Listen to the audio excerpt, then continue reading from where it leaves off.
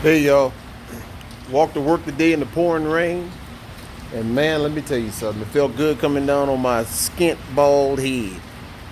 All of it felt great. Freshly shaved head, freshly shaved head. I met two people on the bus today and began to share with them my story of being incarcerated for 33 years, and they were wowed by it. And a couple of them took my name down. Other people on the bus were listening as well, telling me I don't look like I have been locked up for 33 years. And I was wondering, what does a man who's been locked up for 33 years look like? I'll tell you what he looks like. He looks like the guy that serves you your Big Mac at McDonald's. He looks like the guy that's a corporate executive for some Fortune 500 company.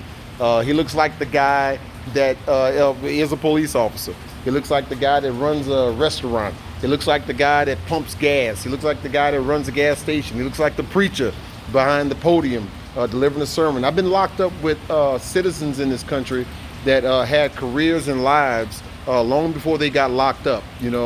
Great men and who had done great things and slipped up a moment, got caught up, and it cost them. They paid a dear price for their actions, for the mistake that they made.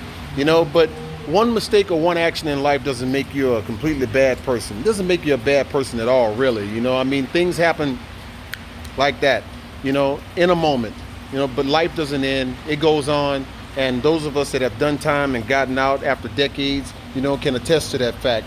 We're all difference makers, no matter who we are, where we hail from, what our walk in life is. Imprisonment is like poverty, and poverty is like, being in a war-torn zone or whatever. Things happen in life, and people make mistakes that they regret later and are better for it in many instances. But I appreciate them listening to my story and giving me a chance to share what it was that I endured and went through. And as I was talking, I realized something. It wasn't just my story I was telling. I was speaking, and in that speaking, I was in representation of all the others that I've left behind, and people who are suffering all over the world. It's kind of like Malcolm X said, suffering anywhere, a struggle anywhere in the world is all of our struggle. Everyone who struggles, we shouldn't separate ourselves from what other people are going through and what other people are suffering.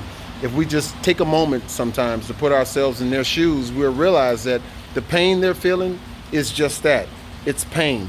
The joy they're feeling is just that. It's joy. The hurt they're enduring is just that. It's hurt. The letdowns that they are going through is just that.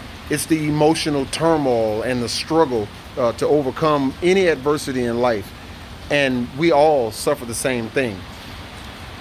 I hope that as we go through the year 2020, that we can remember that and put ourselves in the shoes of other people before we look down our noses at them and judge them because of where they came from. For many of us, it took what we have been through and where we've come from to be the people that we are today, to be better for it, and to instill something great in the world in hopes that people will learn from our life stories. So as you share your stories on Facebook or Instagram or wherever you're sharing your story, if you're writing a book, or if you're just talking to people on the bus,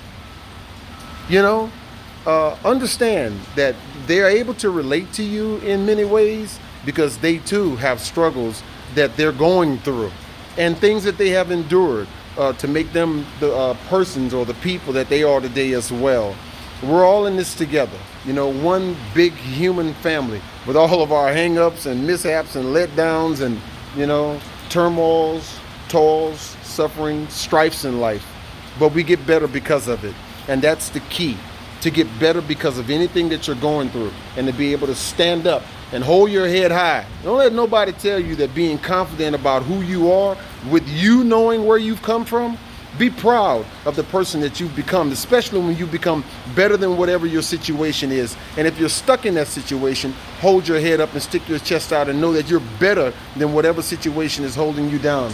Share your story and always remind people that because of your pain and adversity, your heartaches, your letdowns, and whatever it is that you're going through, that you're better because of it. Those are the things that fashion you into the great person, not that you're going to be, but the great person that you are. Y'all be blessed and be a blessing. Bye. Gotta go wash me some dishes now.